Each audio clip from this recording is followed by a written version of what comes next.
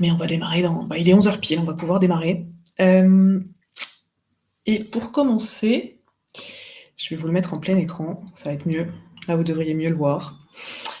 Pour commencer, on a un petit sondage pour vous, peut-être qui est effectivement qu'est-ce que vous connaissez de Symfony, ou qu'est-ce que vous ne connaissez pas tout simplement. Mais voilà. On est ravis aujourd'hui d'être avec vous pour vous parler de projet Symfony, et surtout de vous parler d'un projet qui est effectivement comment développer plus vite, avec plus de qualité. Alors on verra un peu ce que ça veut dire que la qualité. Et comment est-ce que chez Adimeo, on fait des projets Symfony. À titre d'introduction, donc moi je suis Marine Soroco, je suis présidente d'Adimeo et j'ai la joie et le bonheur d'être accompagnée de Yannick. Je te laisse te présenter. Oui, donc Yannick François, développeur PHP Symfony, donc au sein d'Adimeo dans le pôle framework et DevOps. Pour ceux qui ne nous connaissent pas, petite page de pub, qui est Adimeo? On est les architectes de vos projets, de vos transformations digitales. Et notre challenge au quotidien, c'est de vous accompagner à chacune des étapes de votre transformation, avec des nouveaux outils, de nouvelles organisations, de nouvelles techniques, pour créer des dialogues avec vos utilisateurs, avec vos consommateurs. Notre challenge, notre motto au quotidien, c'est de créer des expériences digitales qui soient uniques, remarquables et performantes. Et il y a un sujet qui est extrêmement important pour nous, c'est que le digital ne reste qu'un outil.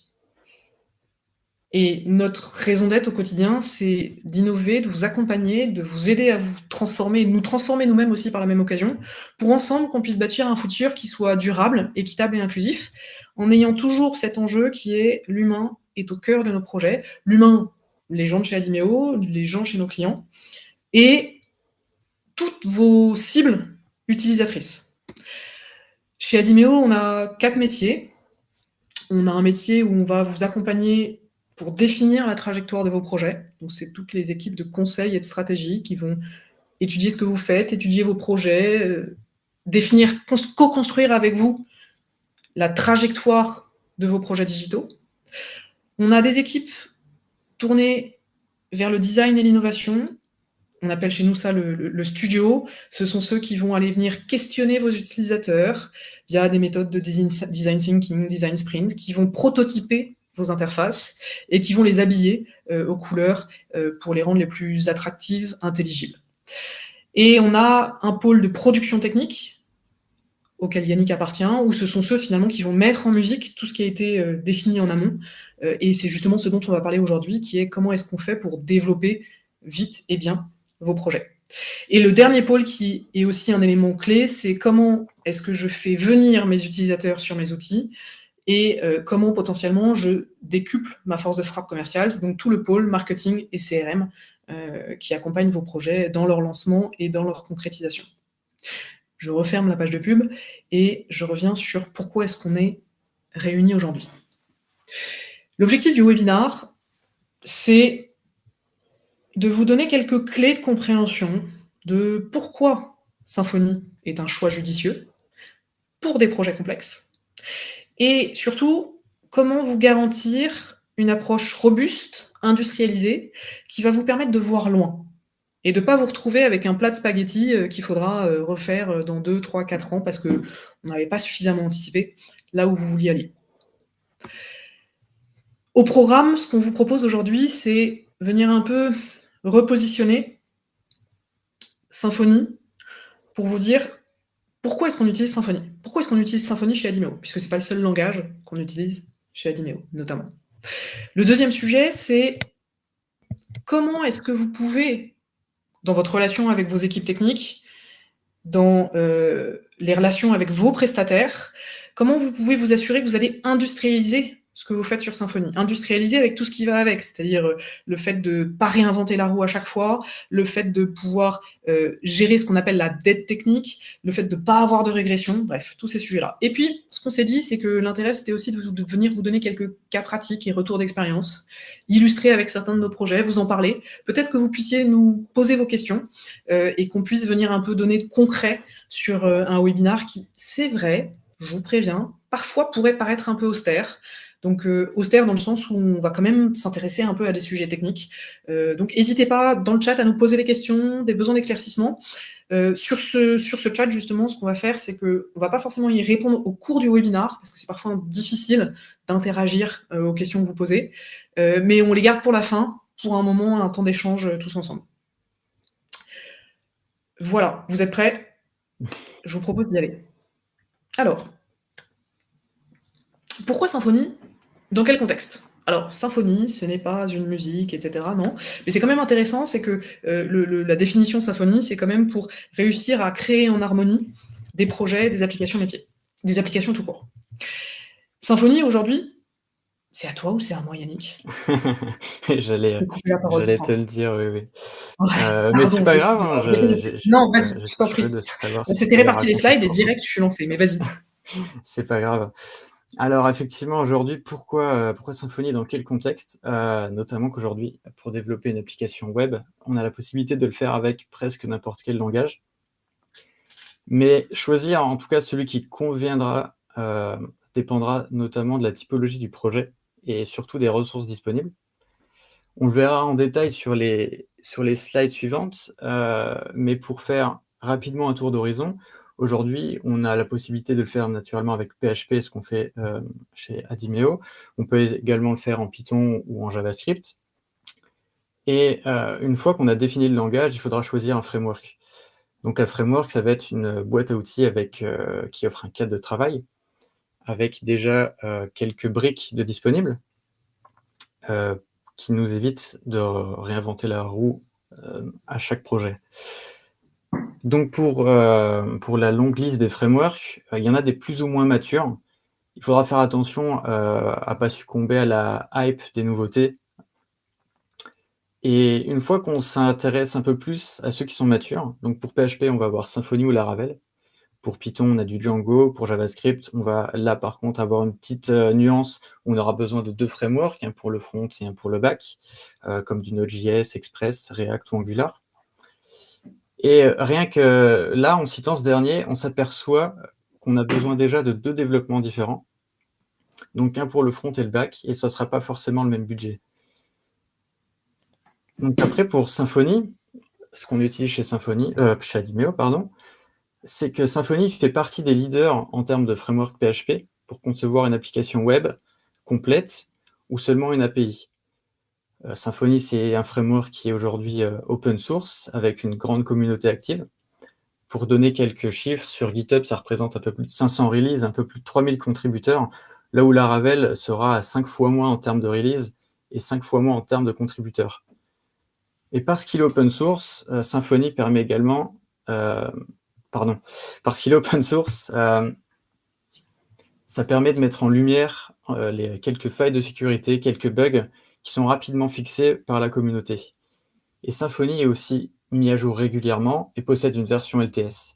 Donc une version, c'est-à-dire qu'elle est une version qui va être stable pendant 3 ans avec un support sur les bugs et sur la sécurité.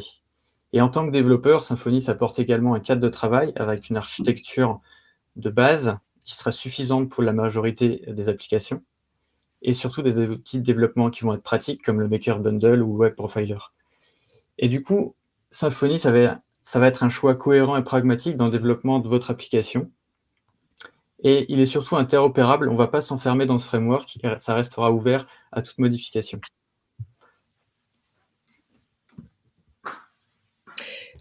Ouais, merci Yannick pour cet éclairage effectivement de qu'est-ce que c'est Symfony et de finalement quels sont les avantages de Symfony d'un point de vue technique par rapport à d'autres langages. Donc ça, c'est vrai que c'est important d'avoir cet éclairage quand on se dit j'ai besoin d'un langage de développement pour mon application. Après, ce que je voulais faire aussi, c'était revenir un petit cran au-dessus de cette réflexion-là et de se dire que, et je voulais recontextualiser un peu ce sujet Symfony ou autre langage, pourquoi? Pour se dire que il faut aussi se dire que parfois, quand on a besoin de développer une application dite métier, on peut se demander quelle technologie utiliser. Mais pas que. Parce que finalement, développer un projet métier, c'est pas que un choix de technologie. Et c'est évident que c'est pas du tout un choix de technologie, c'est avant tout un choix business, un choix stratégique, etc. Et que finalement, il faut garder toujours en tête que la technologie vient au service du projet, vient au service du projet, du business. Et surtout se dire que face à un projet métier, alors un projet métier, c'est en gros un projet qui doit répondre à un processus de votre organisation, dont vous avez besoin de dématérialiser, industrialiser certaines actions. Votre projet métier, il peut soit effectivement être ce qu'on appelle la petite bulle en bas, être développé de manière spécifique, avec Symfony ou autre chose, on verra un peu les choix. Il peut aussi être développé sur des solutions open source. Quand on dit solution open source, c'est-à-dire que vous pouvez avoir dans la communauté peut-être des surcouches qui sont faites à Symfony, qui vont venir développer un ERP, développer un CRM. On a des solutions de RP de type, je pense à Odoo, je pense à Tiny CRM, je pense à Quantité, où en fait, vous avez des communautés installées qui développent des applications métiers, mais suffisamment généralistes pour que vous puissiez ensuite les adapter. Vous pouvez aussi vous diriger vers ce qu'on appelle des solutions dites SaaS. SaaS, c'est en gros, vous payez un abonnement tous les mois par nombre d'utilisateurs, par nombre de ressources utilisées, et vous avez accès en ligne à une application qui vous permet de faire du CRM, de l'ERP. Ça, vous devez en connaître. Vous avez l'exemple type de Salesforce, par exemple. Vous pouvez même imaginer des solutions ERP. Odoo, que je citais tout à l'heure, qui est en open source, propose aussi une version hébergée SaaS. Et vous avez aussi, ça c'est une nouvelle tendance de ces dernières années, particulièrement dans des projets qu'on va dire early stage, des solutions qu'on va appeler no-code, low-code, c'est-à-dire de se dire que finalement, je vais avoir des interfaces visuelles qui vont me permettre de développer des processus qui me sont propres, sans pour autant faire beaucoup de lignes de code. Ça, c'est un sujet qu'on verra peut-être dans d'autres webinars, de se dire quand ou pas utiliser des solutions low-code, no-code. Je voulais juste faire un petit rappel ici, pour venir un peu vous dresser les avantages, inconvénients de chacune de ces solutions, pour que vous dire aussi que les solutions sur mesure ne sont pas la seule et unique solution dès lors que vous pensez avoir un projet un peu complexe. Vous pouvez donc utiliser des solutions prêtes à l'emploi de type SaaS. Ce à quoi il faut faire attention dans ces solutions-là, c'est le coût total, ce qu'on appelle le TCO, le Total Cost Ownership, qui veut dire qu'en fait, certes, vous allez payer peu mois après mois, mais in fine, si vous considérez le coût total sur 5 ans de la solution, elle pourrait vous coûter beaucoup plus cher, parce que vous allez avoir des add-ons, parce que vous allez payer par un nombre d'utilisateurs qui va être croissant, etc. Et puis, le sujet qui est très important et qui explique souvent parfois qu'on sort cette solution-là, c'est que vous êtes dans un cadre qui est figé, parce que tous les utilisateurs ont la même solution.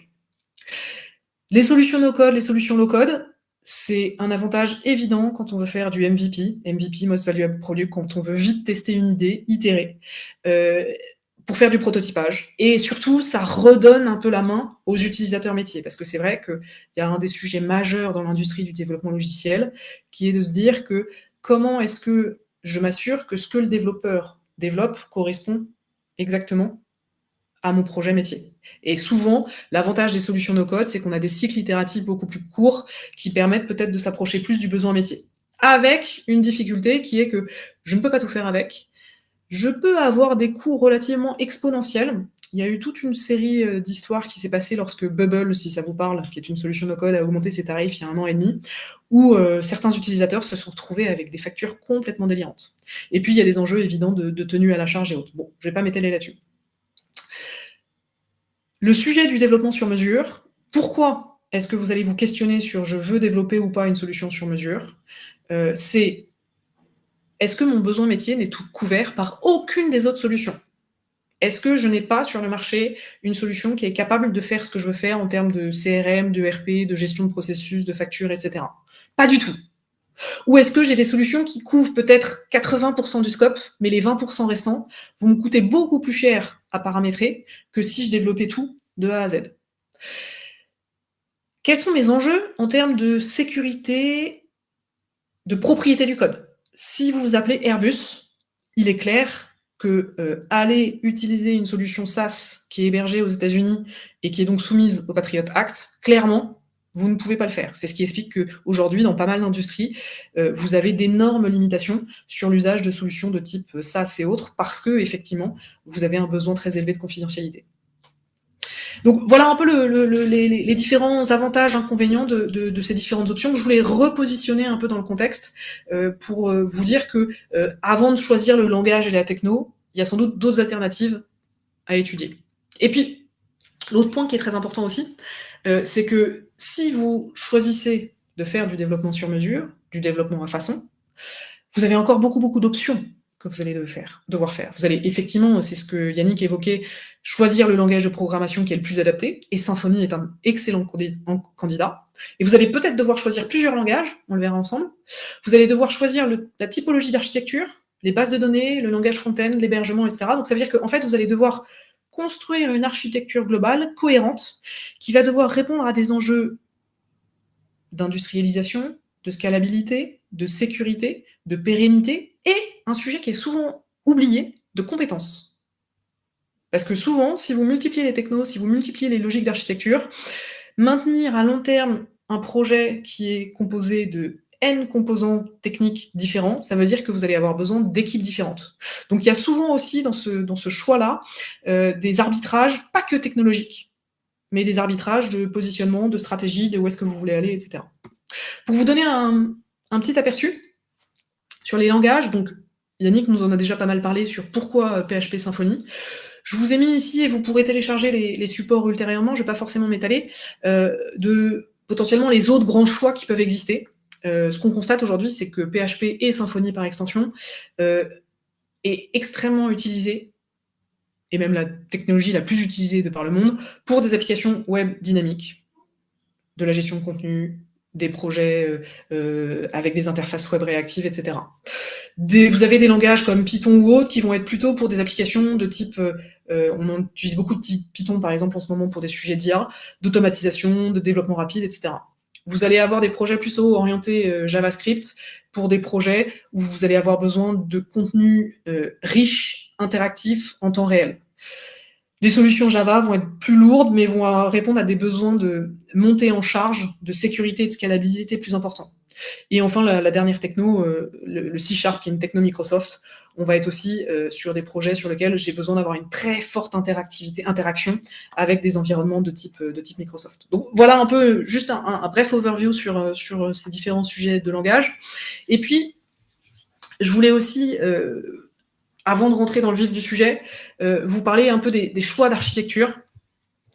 Parce que souvent, on peut choisir une architecture, une techno, mais on ne va pas se poser la question de comment est-ce qu'on interagit avec l'ensemble des composants. Et c'est un des sujets qui se transforme ces dernières années, c'est que on pouvait, il y a 10 ans, construire ce qu'on appelait des applications très monolithiques, une seule techno, parce que finalement, on avait besoin de peu ou beaucoup moins de dialogue avec l'extérieur, avec d'autres applications.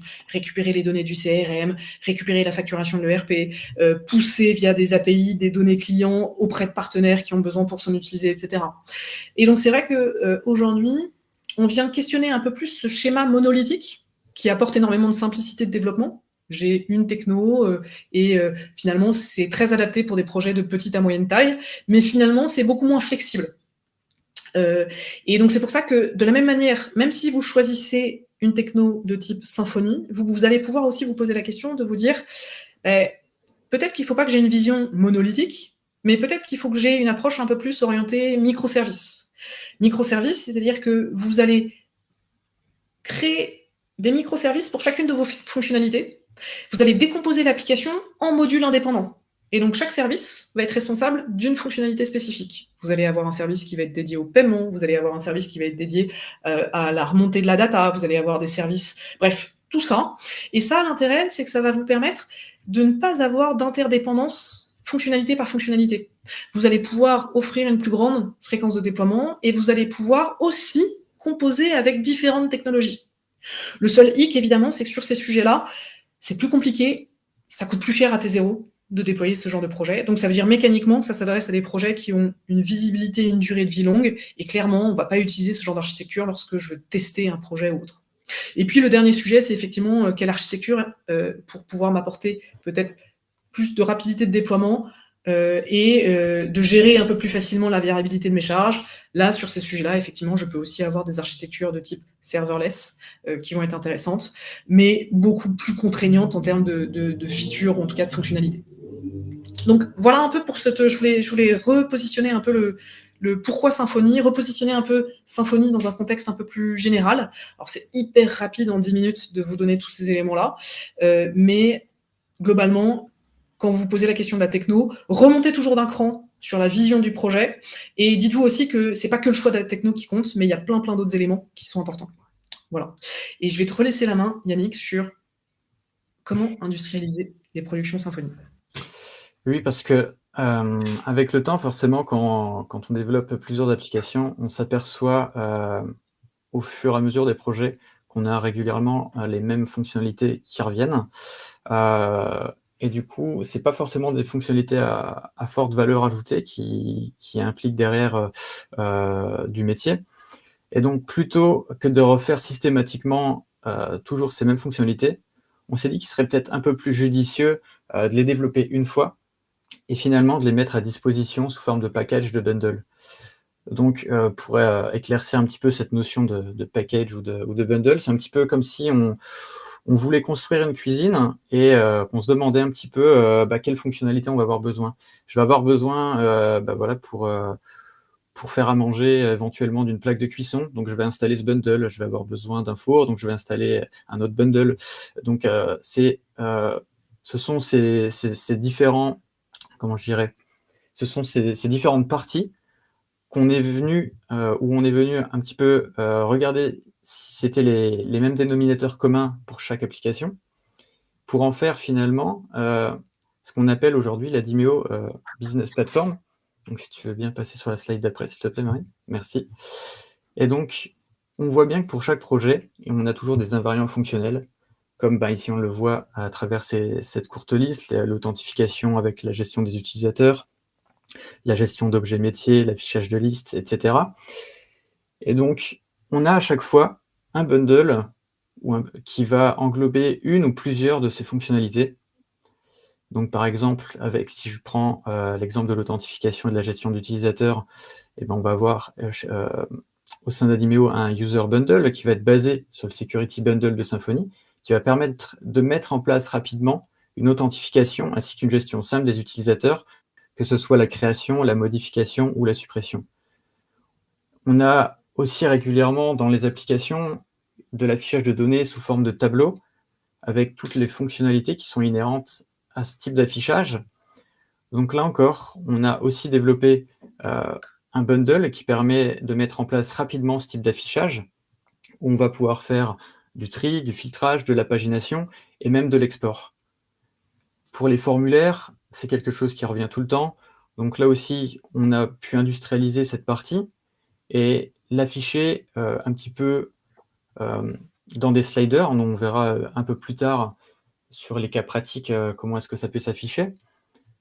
Le layout de navigation vient également aussi. Faire un menu, aujourd'hui, c'est quelque chose de récurrent dans chaque projet. Donc là aussi, on a fait en sorte que ce soit plus rapide à mettre en place et plus facile à modifier. La gestion documentaire, c'est quelque chose dans un back-office ou un extranet qu'on peut voir régulièrement. Et ça n'a pas forcément d'intérêt de redévelopper cette fonctionnalité à chaque fois. Donc, on a aussi un bundle qui englobe ça. Mais au-delà des invariants fonctionnels, on a aussi les invariants techniques, avec la gestion des identités, avec la gestion de log, l'indexation et la recherche. Ces invariants techniques, on les a aussi englobés dans des bundles. Si je prends l'exemple de la gestion des identités, on l'a dans le user bundle que j'ai cité juste avant. Pour la gestion des logs, ça peut être pratique dans le cas où on ne va pas avoir, nous, en tant que développeurs, des accès sur le serveur. Donc, on va pouvoir mettre en place ce bundle afin d'avoir les logs directement dans l'application. Mais pas seulement, on peut avoir aussi des logs aussi d'historique des objets modifiés. Si par exemple un utilisateur vient modifier un produit, on va pouvoir savoir quel utilisateur a modifié quel produit et quelle propriété de ce produit. Donc ça peut être très pratique pour revenir à un état initial si jamais il y a eu un loupé, ou si on veut juste un petit peu suivre l'historique du projet. Les fonctionnalités d'indexation et de recherche, si jamais on a énormément de données, on a facilité ça avec un Search Bundle, qui est une implémentation simple d'Elasticsearch pour faire des recherches avec des facettes. Et donc, ce sont un petit peu tous ces bundles qui composent ce qu'on appelle aujourd'hui la business platform et qui intègrent l'ensemble de ces composants de base qui viennent accélérer, standardiser et sécuriser un projet. Et au-delà en fait du fonctionnel et de la technique, on va avoir également le visuel qui va être important sur les extranets. Parce qu'au-delà de ça, on s'aperçoit qu'on a aussi les mêmes, comment je dirais, Les on va mêmes pratiques avoir. ergonomiques. Pardon, Marine? Ouais, les mêmes pratiques, les mêmes enjeux ergonomiques, les mêmes standards. Oui, bien sûr. On va à chaque fois se retrouver avec les. Pardon, je m'excuse. On va avoir l'apparence également qui va revenir régulièrement. On s'aperçoit qu'on a souvent un layout de navigation. Là, on peut le voir un peu sur le screenshot du milieu, avec une navigation latérale, avec un bandeau. Donc, ce sont toutes ces choses aussi, au niveau de l'ergonomie, qui ont été travaillées avec le Pôle Studio et qui permettent d'avoir déjà une bonne base une bonne base de travail. Voilà, merci. Une bonne base de travail sur votre application. Parce que c'est pas une fin en soi, ce qu'on vous propose, c'est surtout un début où on va pouvoir travailler ensemble, faire des ateliers pour avoir l'application qui vous correspond, qui correspond surtout à votre besoin et aux enjeux de votre application. Pour ceux qui ont l'habitude de développer peut-être avec des frameworks JS, vous avez notamment ce qu'on appelle des kits UI qui sont fournis par les communautés React, par exemple, je pense à ça ou autre. Et ben c'est un peu le même principe, c'est-à-dire qu'en fait, on a un kit UI, un kit UX, dans lequel on a plein de composants, des boutons, de la typo, des menus, du layout, des tableaux, etc. Et en fait, l'enjeu, c'est que ce kit UI, il a été pensé par des ergonomes en amont pour offrir la meilleure expérience possible. Et notre job, c'est finalement de venir habiller ce kit UI pour l'adapter aux spécificités de votre projet, board chart, couleur, etc. Mais en gros, ce qu'on constate, c'est que la valeur ajoutée d'une application métier, elle n'est pas dans la couleur du bouton ou dans l'effet waouh. Elle est dans la simplicité, l'ergonomie. Et tout l'avantage de partir sur ce kit UI là, c'est que de base, on embarque les meilleures pratiques ergonomiques dans les projets. Effectivement, je termine juste sur le fait que ce design doit être mis au service du fonctionnel pour que ce soit une expérience convenable lorsqu'il s'agit de traiter un grand nombre de données et que la saisie, elle doit être facile et rapide. Oui, complètement. Et ça a été énormément travaillé, c'est intéressant ce que tu dis Yannick, c'est que effectivement, on a énormément travaillé avec nos UX, avec les retours d'expérience, pour qu'on n'ait pas un design waouh, mais qu'on ait un design qui soit le plus utilisable possible. Quand vous avez des kilomètres de données à saisir pour des gens qui, par exemple, veulent saisir du bon de commande ou ce genre de choses, l'interface est pensée pour être la plus réactive possible.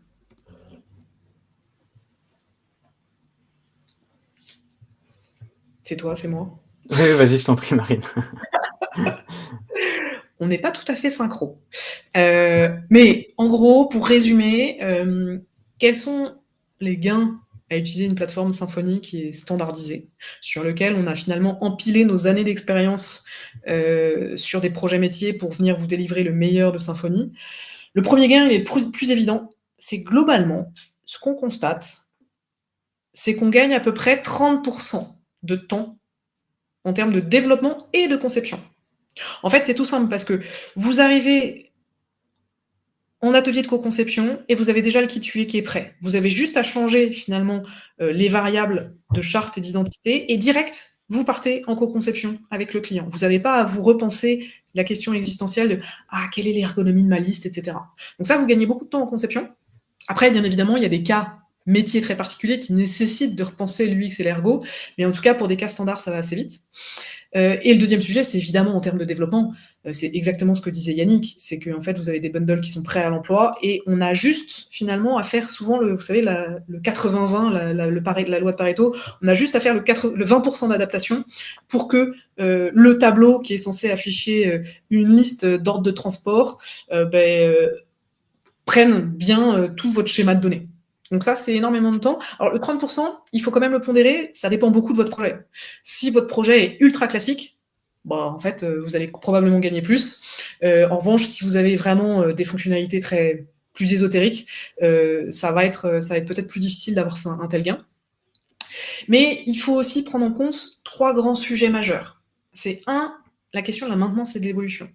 Ce qu'il faut savoir, c'est que cette plateforme, elle a été déployée selon des standards et des normes qui ont été contrôlées, sécurisées, et ce qui veut dire que derrière, vous n'avez pas de code spaghetti.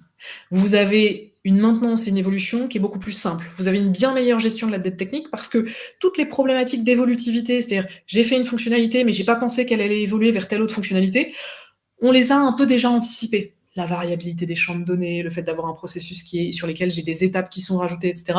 On les a pensées dans la structure du code, ce qui veut dire que quand vous avez un nouveau besoin métier qui émerge, vous êtes souvent beaucoup moins bloqué et vous réussissez à le développer plus vite. Et de fait, ce qu'on appelle un peu la gestion de la dette technique, qui est souvent un vrai pinsum dans le cycle de vie des applications métiers, vous en avez une meilleure gestion. Et le dernier sujet, qui est majeur, c'est toutes les garanties que vous avez autour de la sécurité et de la robustesse. Cette plateforme, elle est archi documentée, archi sécurisée, et elle est capable de gérer des montées en charge très importantes. Pourquoi ? Parce qu'on l'a industrialisée dans la manière dont on la développe. Donc c'est un peu toutes ces garanties-là aujourd'hui qui fait que parce qu'on n'a pas réinventé la roue à chaque fois, eh bien, on apporte une valeur ajoutée supplémentaire dans l'usage de cette plateforme. Voilà un peu les avantages sur cette surcouche, finalement, Symfony, que les équipes d'Adimeo ont faites. Et je vais te repasser la main, Yannick, parce qu'on passe aujourd'hui sur quels sont les exemples de projets qu'on a pu faire.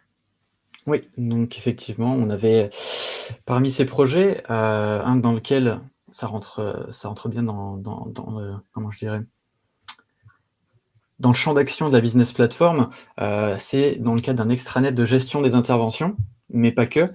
C'est qu'on avait un client qui avait un besoin pour ses propres clients à lui, où il pouvait se connecter à cet extranet afin d'accéder aux interventions, mais également aux prestations, aux facturations, avec un besoin aussi de contact, avec différents formulaires de contact, mais aussi une gestion documentaire, que ce soit pour l'entreprise elle-même ou ce client s'il souhaite partager d'autres documents. Et donc, partant de là, forcément, l'Adimeo Business Platform est un bon choix pour ce cas d'usage, parce que forcément, on va déjà avoir tout le layout, comme on le voit là, il va revenir assez régulièrement, on le verra sur les autres slides, mais il va être utile pour déjà la phase de conception. On va pouvoir déjà faire une première proposition du coup au client avec l'Adimeo Business Platform, et le studio va donc itérer avec le client jusqu'à avoir une version finale. Et partant de là, nous, en tant que développeurs, il ne nous reste plus qu'à surcharger au final le style et les quelques templates afin de correspondre finalement aux maquettes. Et donc là, on peut le voir, on va avoir une grille avec forcément nos données, où ces données, forcément, elles peuvent provenir d'une base de données ou aussi bien d'une API, voire même les deux si on souhaite hydrater les données actuelles. On va pouvoir avoir les fonctionnalités de filtrage, comme j'en parlais juste avant, mais on a aussi les possibilités d'avoir régulièrement des sliders. Donc là, on le voit sur la partie droite, on a un slider qui nous permet de faire le filtrage sur les données de ce tableau. Mais ce slider, il nous permet également d'afficher des formulaires pour que ce soit pratique, pour pas qu'on ait à naviguer à chaque fois dans plusieurs pages. Et si jamais on souhaite revenir en arrière, qu'on soit encore un petit peu perdu dans notre application. Et donc, après cette phase de maquettage autour du design, comme je le disais, la phase de développement en méthode agile avec la business platform et avec l'intégration au fur et à mesure des différents bundles en fonction des besoins applicatifs. Et un autre cas d'usage, c'était pour une solution SaaS à destination des restaurateurs, où là encore, on avait un besoin de gestion complète de l'activité de restauration avec une saisie comptable quotidienne. Donc, il était un peu laborieux de base de remplir tout ça dans un fichier Excel pour ensuite faire un import dans une application. Donc, plutôt que faire ça, là encore, l'Adimeo Business Platform propose toutes les fonctionnalités pour rendre plus facile aux restaurateurs, mais également aux comptables, la saisie ou la consultation de ces données. Donc, là encore, on a une partie maquettage en collaboration avec les restaurateurs, mais aussi les comptables, afin de connaître leurs besoins, pour que ce soit facile à être utilisé au quotidien. Puis vient la partie de développement, où là encore, il suffit juste de surcharger nos templates au niveau du développement pour correspondre à la maquette et finalement avoir l'application tant demandée par nos restaurateurs et nos comptables. Un autre exemple aussi, une plateforme de suivi d'incidents. Là, on est dans un cas métier encore différent, un logisticien qui a pour objectif et qui a pour contrainte contractuelle même de garantir à ses clients que ses colis, les transports qui lui sont confiés, sont livrés en temps et en heure. Et des pénalités contractuelles qui s'appliquent lorsque les colis en question, alors c'est pas des colis, c'est parfois des camions entiers, ne sont pas livrés en temps et en heure. Donc là, aussi, la business platform sert pour développer une plateforme de suivi des incidents où, en temps réel, les clients ont accès à l'état réel de leur trafic qu'ils ont confié à ce prestataire-là, à des remontées de données statistiques en temps réel. Donc là, on a remonté des outils de data visualisation où on visualise en temps réel le nombre d'incidents, les régions qui sont concernées, etc. On voit la traçabilité en temps réel des anomalies qui sont remontées depuis les différents systèmes d'information du client. Et là, on va avoir des informations extrêmement détaillées qui vont permettre de détailler les anomalies, sur lesquelles on va avoir un système de questions-réponses qui va pouvoir s'enclencher pour pouvoir informer également.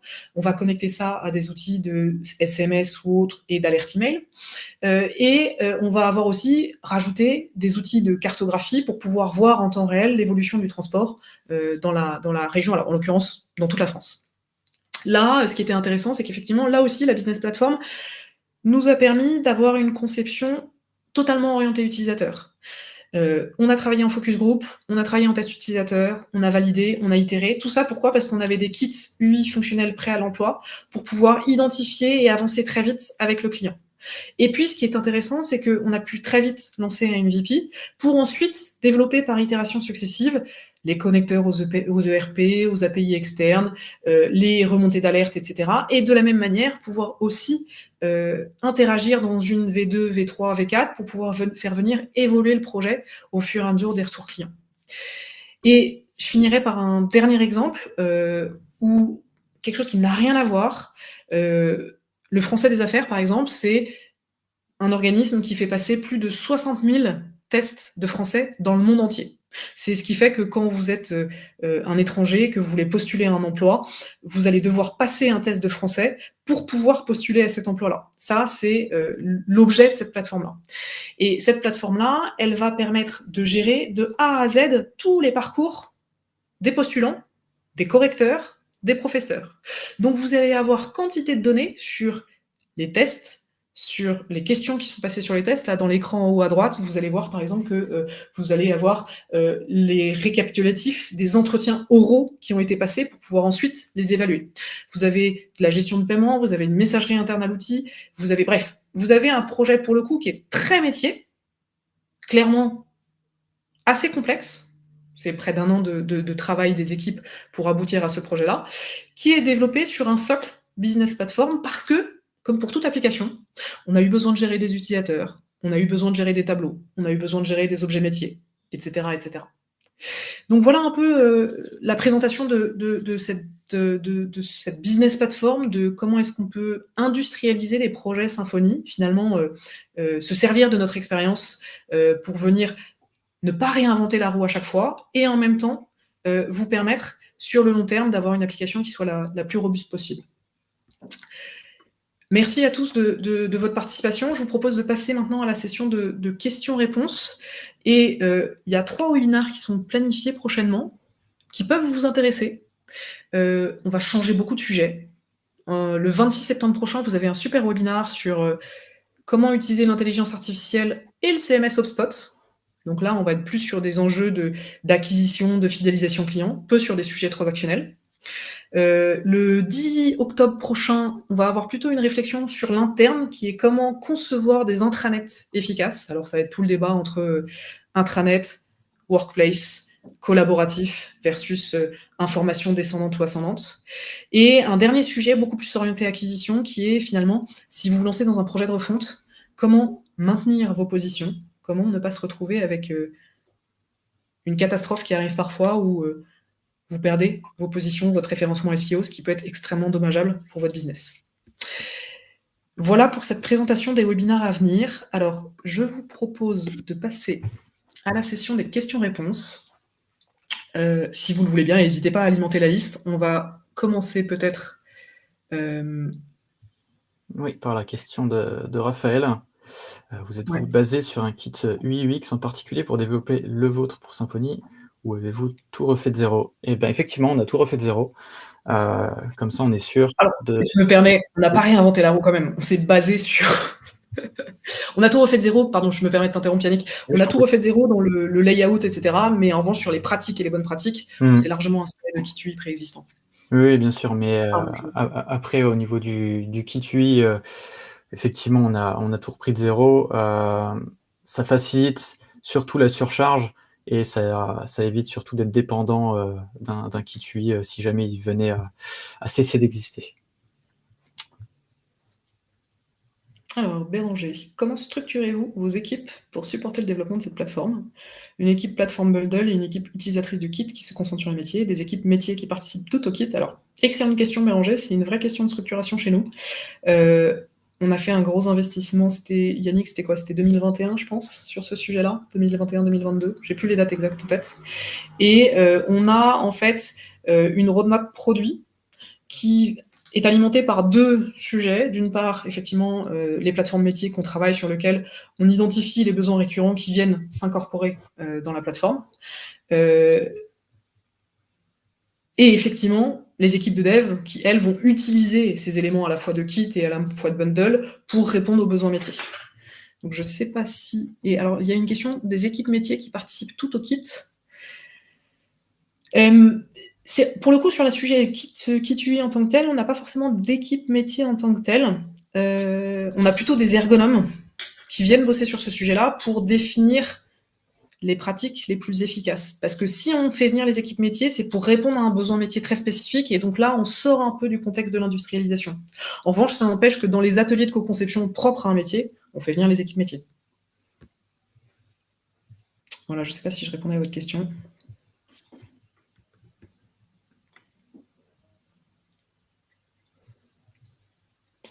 Ok.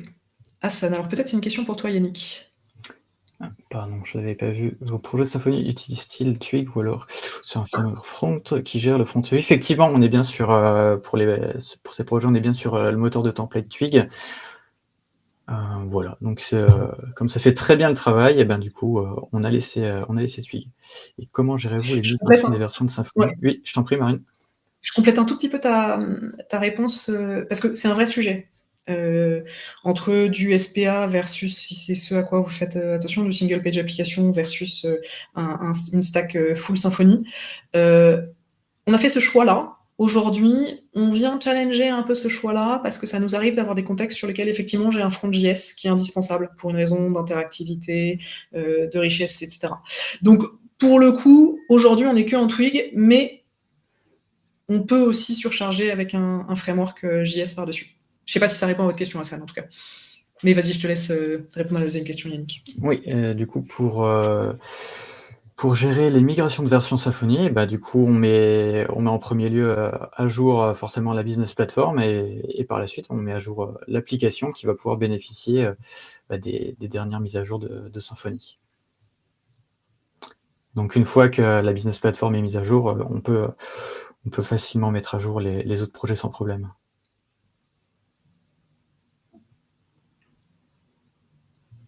Et ça aussi, la question de Simon, ça va être pour toi, Yannick. Oui.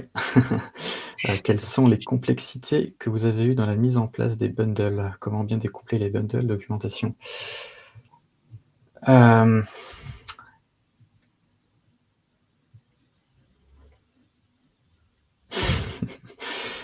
C'est surtout de ne pas se tromper en fait dans les dénominateurs communs de chaque application. J'entends par là que les bundles ils doivent être utiles. On ne va pas développer un bundle si on ne va pas s'en servir ou si on va s'en servir une fois. Parce que si on va s'en servir une fois, c'est finalement que le besoin n'est apparu que pour un client spécifiquement. Donc c'est déjà une première complexité de bien mettre le doigt dessus. Après les bundles, on a un core bundle qui va permettre, qui va être un petit peu le pilier et qui va permettre de la configuration de tous les autres autour de lui. Et au niveau de la documentation, chaque bundle sont documentés. Chaque fois qu'on va avoir un développement dessus, la documentation elle sera également mise à jour afin que par les développements ultérieurs, on puisse retourner dans la doc pour savoir comment s'en servir, comment mettre en place telle ou telle feature. Et ensuite, voilà, je pense que j'espère avoir répondu à la question.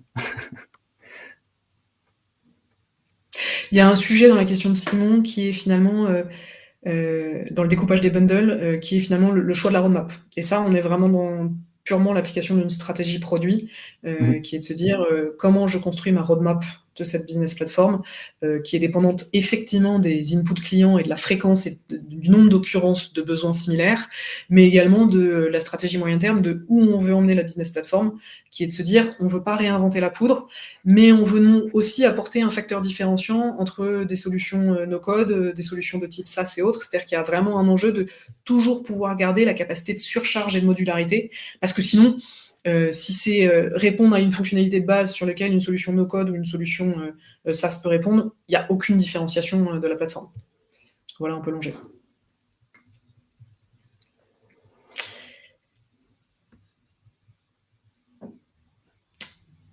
Yvan, comment gérez-vous les cycles de mise à jour de votre bundle ?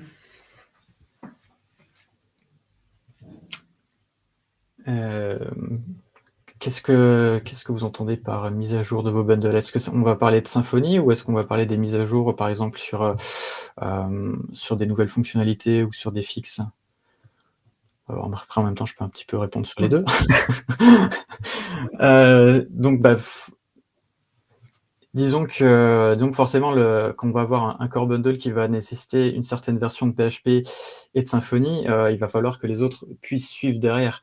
Donc ça va pas être forcément systématique, il va falloir faire ça progressivement et avec une certaine attention, puisque de toute manière, après, les projets clients doivent également être mis à jour sur les versions de PHP et de Symfony. Ce qui se passe surtout, c'est qu'on va avoir au niveau du code, je dirais même plutôt au niveau de nos repositories, des branches particulières si on a besoin de patcher certains bugs, ou si on a besoin d'apporter juste une toute petite fonctionnalité en plus où on n'a pas de breaking changes. Disons qu'on peut le faire assez facilement en interne. Parce que pour un peu revenir sur une question qu'il y avait précédemment, on n'a pas forcément d'équipe dédiée. Tout le monde met un petit peu la main à la pâte au niveau du développement en tout cas. Ouais, c'est un point très important qui rejoint aussi le sujet de la question de Hassan sur la communauté. On n'est pas aujourd'hui sur une vision produit. Ou en tout cas, aujourd'hui, on ne développe pas un produit en tant que tel. Donc, effectivement, Hassan, aujourd'hui, on n'a pas de communauté open source, même si, effectivement, ce projet-là est sous licence open source, tout simplement parce que nos clients en ont la capacité de gestion derrière sans devoir payer un fee ou une redevance. Et on n'a pas une structure produit dans le sens où on n'est pas éditeur de logiciel en tant que tel. On est vraiment là, et c'est vraiment un point de différenciation important, qui est de se dire, on est là pour offrir un produit à nos clients qui soit le plus efficace, le plus robuste, le plus résilient, et qui leur coûte le moins cher possible, basé sur nos expériences passées. Donc voilà, peut-être que demain on évoluera vers une logique produit où effectivement j'aurai une communauté, j'aurai une roadmap structurée, j'aurai des équipes dédiées, etc. Mais voilà un petit peu le point de différenciation qui est important dans cette stratégie-là, en tout cas sur ce projet-là. Et voilà, juste pour préciser. Raphaël, comment avez-vous structuré le développement de votre kit UX8 Développement continu ou en complet une fois? Alors, vous voulez dire pour la première fois qu'il a été mis en œuvre, le kit UI, c'est ça? Aujourd'hui, on a ce qu'on appelle un showroom qui représente le kit UI, dans lequel les concepteurs, les ergonomes viennent se servir. Et en fait, soit sur un projet donné, on va développer des fonctionnalités métiers très particulières sur lesquelles on va s'appuyer sur le kit UI pour répondre à la demande. Soit effectivement, c'est ce qui arrive quand on a un bundle générique qu'on veut mettre en place. Dans ce cas-là, on vient enrichir le showroom si justement le bundle en question générique nécessite une modification du kit UI. Donc voilà, je ne sais pas si je réponds trop à votre question, Raphaël. Ou Yannick, peut-être que tu veux rajouter. Après, il faut vraiment se mettre en tête qu'on propose vraiment une interface de base qui est vraiment je dirais un starter kit. On va venir vraiment après avec le studio itérer, enfin entre le studio pardon et le client itérer sur la phase de maquettage autour de ce starter kit. Donc on n'a pas forcément de développement je dirais continu dessus. On vient pas en ajouter comment je dirais? On vient pas sans cesse en ajouter dessus. Puisque ça reste un starter kit. Donc partant de là, oui, on a vraiment un développement qui est complet au début, et forcément après si on a des nouvelles fonctionnalités qui viennent, on va devoir refaire certains développements pour le kit UX UI. Mais sinon, enfin donc voilà, j'espère avoir complété la question. Enfin la réponse. Et je crois qu'on n'a pas d'autres questions. Bon, bah, s'il n'y a pas d'autres questions, un grand merci à tous pour votre participation. N'hésitez pas à nous contacter si vous avez des sujets en particulier ou des questionnements ou des sujets à approfondir. Si vous avez également des suggestions à nous faire, avec grand plaisir. Ah, une dernière question. Michel, y a-t-il de l'IA dans vos méthodes? Alors, je vais répondre. Aujourd'hui, toutes nos équipes sont équipées de GitHub Copilot. Je ne sais pas si toi, Yannick, d'ailleurs, tu l'utilises beaucoup ou pas. Personnellement, non. D'accord. Bon, en tout cas, c'est un vaste débat. Il y a pas mal d'expérimentations qui sont en cours au sein de nos équipes sur ces sujets-là. Donc, de fait, oui, on est conscient de l'évolution de nos métiers sur ces sujets d'IA. Ça, c'est pour la partie productivité des équipes de développement. Ensuite, il y a la question qui est de se dire, est-ce qu'on intègre des moteurs d'IA dans les features et dans les bundles? À date, non.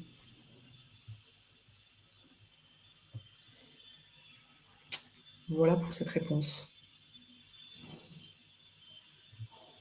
Bon, je crois qu'on va s'arrêter là. Ah, voilà. Merci pour votre question. J'espère à très bientôt et à votre disposition si vous avez des questions complémentaires. Merci à tous. Au Merci revoir. beaucoup, bonne journée. Bonne journée.